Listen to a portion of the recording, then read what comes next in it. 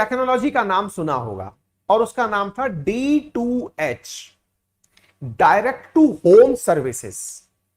अगर सुना हो तो बता दीजिएगा, यस नो लिख करके बता दीजिएगा। अब भारत सरकार एक नई टेक्नोलॉजी पर काम कर रही है, नाम है D2M, यानी डायरेक्ट टू मोबाइल सर्विसेज। अब ये क्या होता है, चलिए चर्चा करते हैं। काफी इंपॉर्टेंट साइंस एंड टेक्नोलॉजी के हिसाब से तो है ही, और यहां पर भी ये आपको यूपीएससी मेंस के अंदर एक बेहतरीन सवाल डिस्कशन के लिए देके जाएगी कि तकनीकी का बदलता हुआ यह स्वरूप जितना तेजी से बदल रहा है, ये भारत जैसे विकासशील देशों के लिए आर्थिक रूप से सकारात्मक है अथवा नकारात्मक है। टिप्पणी करिए। मैंने सवाल बोल दिया है, आप इसको वापस से रिवाइज करके लिख लीजिएगा, है ना। एक बार में मैंने बोल दिया है, ऑनलाइन में 2-3 बार बोलने की जरूरत नहीं होनी चाहिए, ठीक है। इस बात को मैं क्यों डिस्कस कर रहा हूं यह मैं आपको बता दूं, क्योंकि असल में जितना तेजी से टेक्नोलॉजी चेंज हो रही है, आप में से जितने भी लोग मेरी क्लास इस समय देख रहे हैं, उन सब ने हो सकता है कि फ्लॉपी वाला युग ना देखा हो। फ्लॉपी जो कि डेटा को सेव करने के लिए यूज में ली जाती थी, लेकिन इतना कंफर्म है कि आप में से सब ने सीडी वाला, डीवीडी वाला युग देखा है। सीडी और डीवीडी के बाद आप सब लोग पेनड्राइव वाले युग पर आए। पेनड्राइव वाला युग आप ही के सामने अभी झोटे खा रहा है।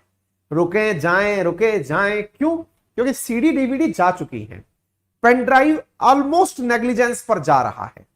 जगह क्या ले रहा है? जो डेटा रखने के लिए कभी 1 टीबी के डेटा स्टोरेज आपके बहुत बड़े हार्ड डिस्क में लेके चला करते थे, आजकल वो मोबाइल में दिए जा रहे हैं।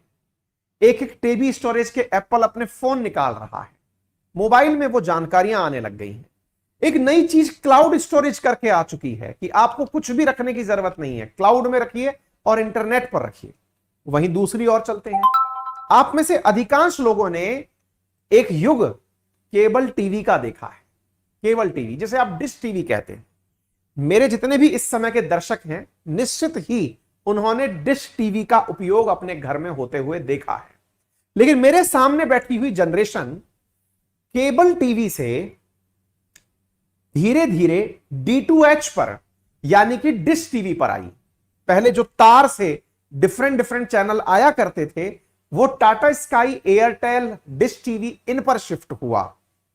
और जो आज जनरेशन बैठी है, यदि मैं उनसे पूछूं कि आखिरी बार टीवी पर फिल्म कब देखी थी, तो शायद किसी का भी डेटा महीने भर, 2 महीने भर, 6 महीने भर पुराना।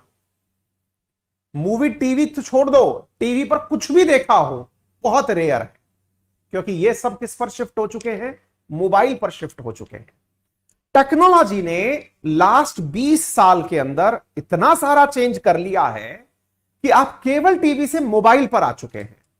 और अगर सब कुछ सही रहा तो फेसबुक जिस दुनिया में एंट्री कर रहा है, दैट इज मेटावर्स, जिसमें भविष्य में शायद मोबाइल की भी जरूरत ना रहे, टीवी की भी जरूरत ना रहे, केवल आप अपने चेहरे पर एक ग्लास लगाएंगे, चश्मा लगाएंगे और सब कुछ आपके सामने चलने लगेगा। मेरा सवाल फिर से मैं दोहरा देता हूं। मैंने सवाल किया, टेक्नोलॉजी के बदलते हुए इस युग में जिस प्रकार से तकनीकी परिवर्तित हो रही है, भारत जैसे विकासशील देश के लिए, डेवलपिंग कंट्री के लिए, यह तेजी सकारात्मक है, नकारात्मक है? टिप्पणी करिए, यानी पॉजिटिव और नेगेटिव लिखिए, क्योंकि आपको मालूम है जो पहले आपके घरों में, मैं इसलिए इन सब बातों को बोल रहा हूं, आप रिलेट कर रहे होंगे, यस और नो में आप मुझे बताते जाएं। क्या आपको मालूम है आपकी गली में, आपकी सोसाइटी में या आपकी कॉलोनी में एक अंकल को आप डिश वाले अंकल के नाम से जानते हैं? आप याद करिए, आपके पेरेंट्स से पूछिएगा, गली में, मोहल्ले में या फिर कॉलोनी में एक अंकल का नाम फलाने सिंह डिश वाले या केबल वाले, ऐसे नाम हमारी गलियों में हुआ करते थे। अब वो नाम केवल नाम रह गए हैं। ऐसे ही एक समय था जिस समय सीडी डीवीडी की दुकानों पर बच्चों की लाइन लगी रहती थी, वो सब लोग बेरोजगार हो गए हैं। ये जो परिवर्तन है, इसने बहुत से लोगों को, देखिए टेक्नोलॉजी में आज जिस जगह आप बैठ करके मुझे सुन रहे हैं, हो सकता है कि आने वाले 5 साल के अंदर ये YouTube बहुत पुरानी चीज हो जाए, ऐसी चीज हो जाए कि आप इसे देखना बंद कर दें। इसका मतलब टेक्नोलॉजी का ये जो फास्ट पेस है, ये हम जैसे गरीब देशों के लिए, गरीब क्यों? क्योंकि हमारी लाइबिलिटीज बहुत ज्यादा है। ठीक है, माहौलबाजी काफी हो गई है। अब मुद्दे पर आ जाता हूं। जो लोग मतलब अभी देखना शुरू कर रहे हैं, हो सकता है उनका मूड खराब हो गया, मुद्दे पे आओ ना यार, बताओ ना जल्दी। मैं इसलिए बता रहा था क्योंकि अब प्रीलिम्स का एग्जाम हो चुका है, मेरे बहुत से विद्यार्थी अब मेंस के एग्जाम की तैयारी कर रहे होंगे, उनके लिए यह विस्तार पूर्वक भूमिका बनाना जरूरी था। चलिए सुनिए ध्यान से। भारत सरकार एक नए मुद्दे पर ट्राई कर रही है और वो मुद्दा यह है कि आपके मोबाइल पर डायरेक्ट बिना इंटरनेट के फिल्म भेज दी जाएगी। डिपार्टमेंट ऑफ टेलीकम्युनिकेशन हाल ही में ट्राई कर रहा है कि आपके मोबाइल पर डायरेक्ट ब्रॉडकास्टिंग कर दी जाएगी, यानी कि आपके मोबाइल को आपने ऑन किया, जैसे एफएम चलाने के लिए आपको किसी भी प्रकार के इंटरनेट की जरूरत नहीं पड़ती, आपके मोबाइल में एफएम ऑटोमेटिकली रेडिएशन से कनेक्ट हो जाता है। भारत सरकार इस समय पर प्लान कर रही है कि आपके मोबाइल में अमेजन, नेटफ्लिक्स, हॉटस्टार, जितने भी प्रकार की ब्रॉडकास्टिंग सर्विसेज हैं, चाहे फिर वो सोनी टीवी, चाहे फिर स्टार प्लस, वो बिना इंटरनेट के चलने लग जाए। सोच के देखिए कितना फायदा हो जाएगा आप सबका यदि आपके मोबाइल का डेटा, जो कि क्लास में कम और फिल्मों में ज्यादा बीत रहा है, यदि वो इंटरनेट का डेटा ब्रॉडकास्टिंग सर्विसेज को देना ही ना पड़े। आप केवल मोबाइल में कोई कनेक्शन लिए हुए हैं, आपके पास ऑटोमेट, आपने अमेजन का सब्सक्रिप्शन लिया हुआ है, आपके मोबाइल में अमेजन चल रहा है, बिल्कुल वैसे ही जैसे आपके पास मोबाइल में एफएम चल रहा है। इसी प्रक्रिया को डायरेक्ट टू मोबाइल सर्विस कहा जा रहा है। तो department of telecommunication and Indian public service broadcaster Prasar Bharati ये वर्तमान में डायरेक्ट टू मोबाइल टेक्नोलॉजी के बारे में इन दिनों चर्चा कर रहे हैं और इसके लिए इन्होंने बकायदा आईआईटी कानपुर के साथ, हमारे कानपुर के साथ मिलकर के ट्रायल्स भी कर लिए हैं कि किस प्रकार से इस टेक्नोलॉजी को लाया जाए। ठीक है, यहां पर इस पूरी प्रक्रिया को किस प्रकार से आपके मोबाइल फोन में लाया जाए, इसके बारे में बिल्कुल एफएम रेडियो की तरह ही काम करने का प्रयास चल रहा है। बिना इंटरनेट के सीधे मोबाइल फोन के साथ लाइव मोबाइल, स्पोर्ट्स और ओवर द टॉप प्लेटफॉर्म्स, जो भी आपके अमेजन, नेटफ्लिक्स प्रकार के जो चीजें हैं, इनका सीधा प्रसारण किया जा सकेगा। इसमें इंटरनेट की कोई भी जरूरत नहीं होगी, इसको सीधा मोबाइल में चलाया जा सकेगा। फायदा क्या होगा? फायदा यह होगा, इंटरनेट के माध्यम से आपके मोबाइल में बहुत सारी फेक न्यूज प्रसारित होती हैं। जैसे सोशल मीडिया इंटरनेट से चलता है, फेसबुक है, व्हाट्सएप है, इंस्टा है, टेलीग्राम है, ये इंटरनेट बेस्ड सर्विसेज है। यदि कभी किसी आपात परिस्थिति में इंटरनेट बैन करना पड़े तो आपकी और सर्विसेज ना रुके, न्यूज ना रुके, आपके स्पोर्ट्स ना रुके, बाकी आपकी गतिविधियां चलती रहें, लेकिन जो और ऐसी चीजें हैं जो संक्रामक हो सकती हैं, उन पर रोक लगाया जा सके। बिल्कुल उस प्रकार की चीजों को लेकर के वर्तमान में काम किया जा रहा है। ऑलरेडी आईआईटी कानपुर के साथ मिलकर के इस बारे में कार्यक्रम चीज की जा सकी। फायदे क्या होंगे? सबसे बड़ा फायदा यह होगा कि भारत के अंदर जो स्मार्टफोन यूजर्स हैं उनको बहुत ज्यादा लाभ होगा, क्योंकि बहुत बड़ा जो खर्चा उनका होता है वो इंटरनेट पर इन चीजों को देखने में होता है, वहां से पैसा बचेगा। दूसरा, मोबाइल के जो ऑपरेटर हैं उनका वीडियो लोड होने पर जो कीमती स्पेक्ट्रम है वो खर्च नहीं होगा, क्योंकि असल में इंटरनेट का जितना ज्यादा यूज होता है उतना ज्यादा कॉल ड्रॉप होता है, तो कॉल ड्रॉप की परेशानी से मुक्त हो जाएंगे।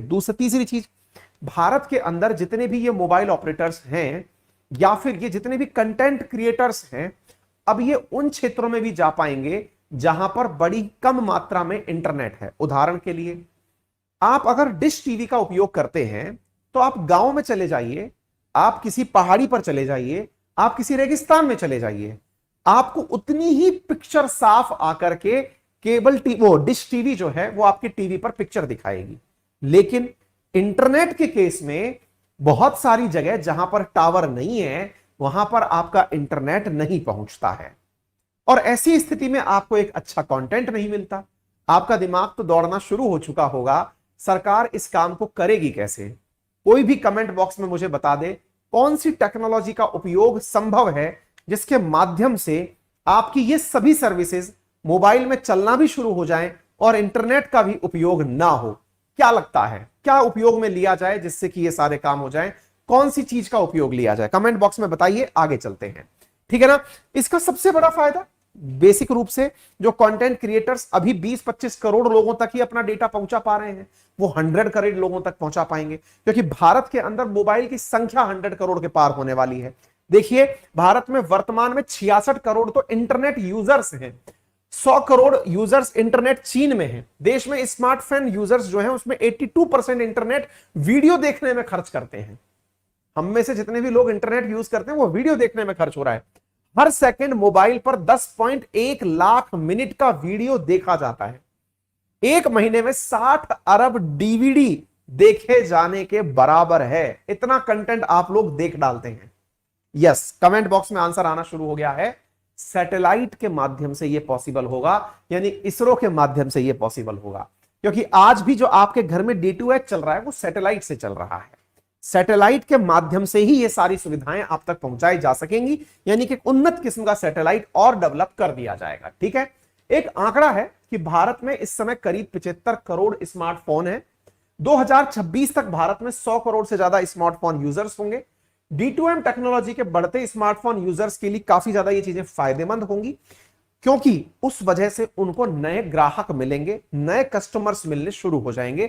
गांव गांव देहात देहात के अंदर भी लोग देखना शुरू कर देंगे। ठीक है। उम्मीद है कि आप लोगों को यह बात अच्छे से क्लियर हो गई होगी। काफी ज्यादा फायदे होंगे, विशेष रूप से बिजनेस बड़ा हो जाएगा, यह सबसे बड़ा इसका लाभ है। तो D2M टेक्नोलॉजी क्या है, आप इसके बारे में तो टिप्पणी करें ही, साथ में मैंने इसके जो प्लस माइनस आपको गिनाए, आप उस बारे में भी प्रॉपर तरीके से चिंता व्यक्त करें अपनी, और उसके बारे में भी अपने द्वारा आंसर लेखन का प्रयास करें। अपने सारे पुराने जितने भी ध्यान में चीजें हैं उनको एक बार लिख कर